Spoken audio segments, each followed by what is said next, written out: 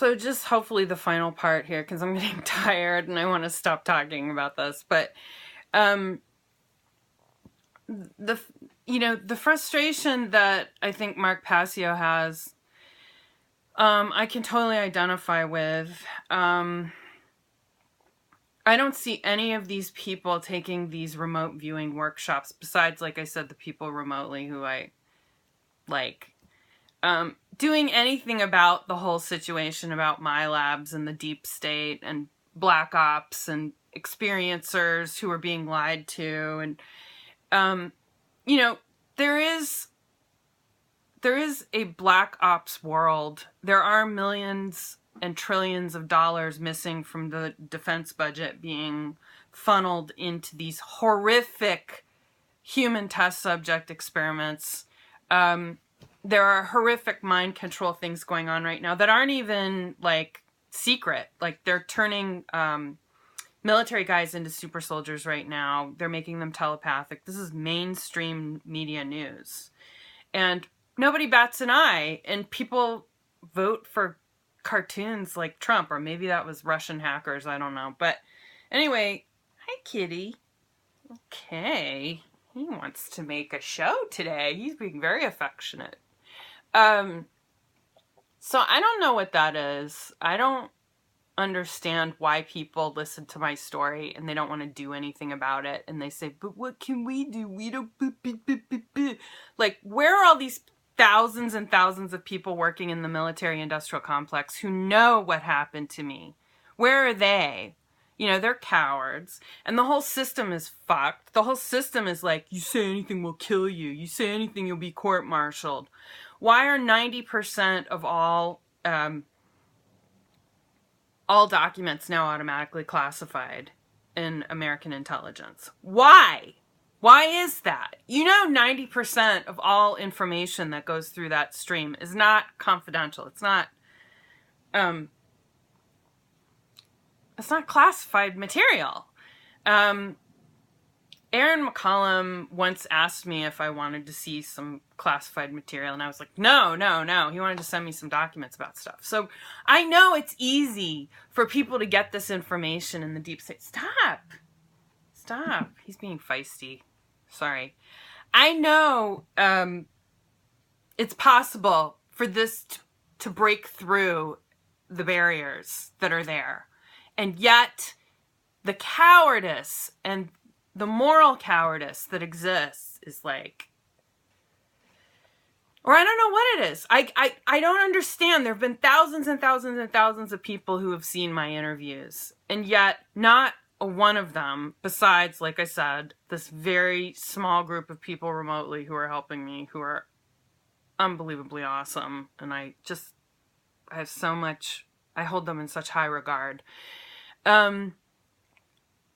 Hardly anyone else in 8 years of this torment that I've been consciously aware of, and most of my life unconsciously, have done zilch, nothing, nada, zero.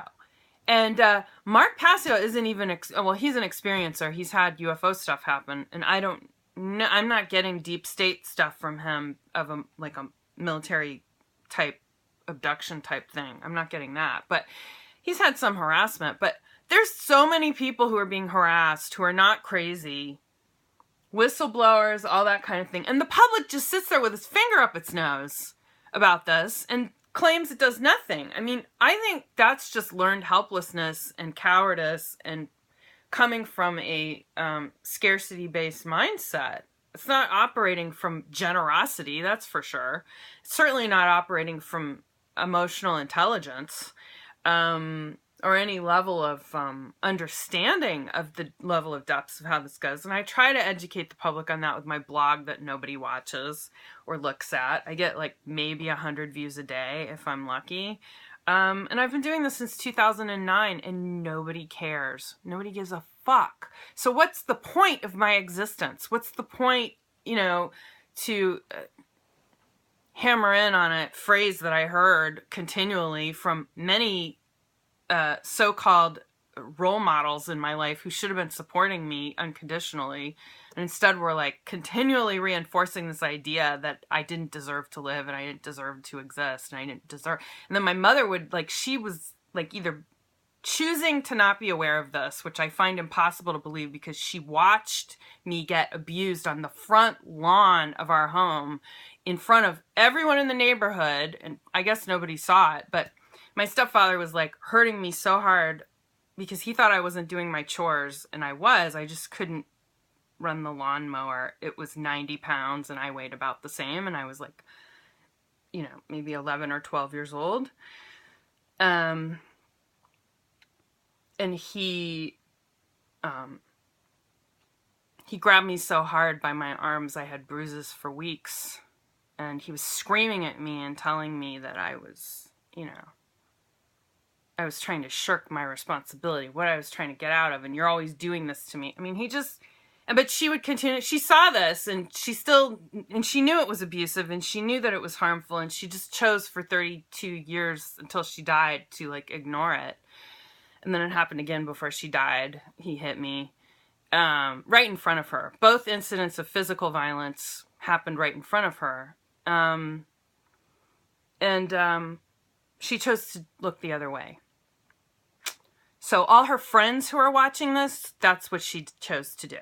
She chose to do that. And she was a psychologist. So she wasn't a saint. She wasn't a saint. She had her huge volume of issues, and she chose comfort over dynamism, shall we say. She had had enough of the crazy, unsupportive first husband, so she chose a man who would unquestionably love her, but didn't love her kids. So, and I should make another video about extended families and how step families don't work. Oh, I just said something really, really controversial, but I just don't think, for the most part, step families work. That's a whole other thing. If you want to unsubscribe because I said that, go for it.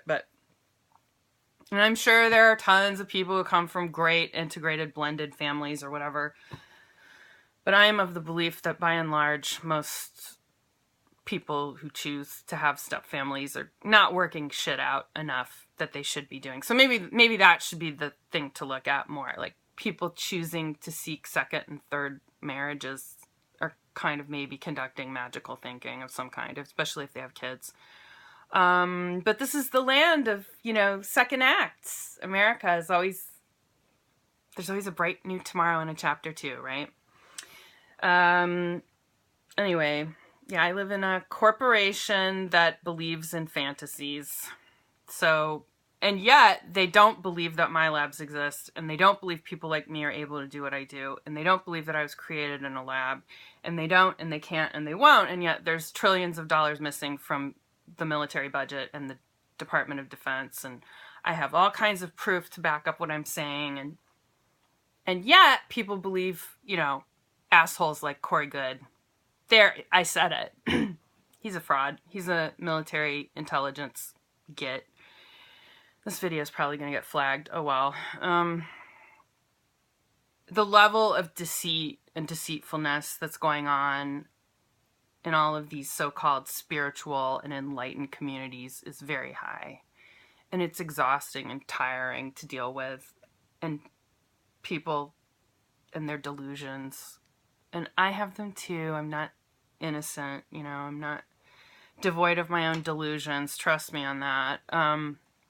My capacity for magical thinking. Maybe that's why I work so hard to ensure that people destroy their delusions. We're not here to coddle those things because they're dangerous and they don't get us what we want, and they're distractions.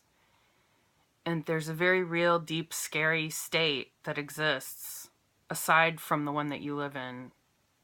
And it's very dark, and it's a very dark tunnel, and there's no lights, but you have to go down it regardless. You have to find what's at the bottom of the tunnel. You have to see, you have to know, you have to learn, because you won't be a grown-up until you release these demons. And the monkey, the collective monkey on everyone's back is the military-industrial complex.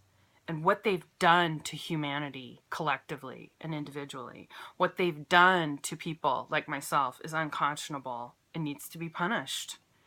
But so many of you are just focusing on the superficial, and you're not paying attention to the steps that have to be done to get to that point where you say, okay, I'm an active human. I am activated. If I'm really a new human, it means I'm proactive and focused on solutions. I'm not focused on woulda, coulda, shoulda and finding excuses to not do something. And yet it's caving in on itself, by the way. It's unsustainable. This level of secrecy is not sustainable. Something's got to give. With or without violence, it's going to happen. I would prefer it without violence. But if it incurs violence, so be it. You made your bed, gentlemen. So that's what's at stake here, you know? What's at stake here is really taking the veil off your eyes. Do you really want to look at what this is? When you really start intuiting correctly. Because otherwise you're fooling yourself. And I can't afford to have foolish people around me. It's time to cut the mustard. There isn't any time for this shit anymore. Thank you.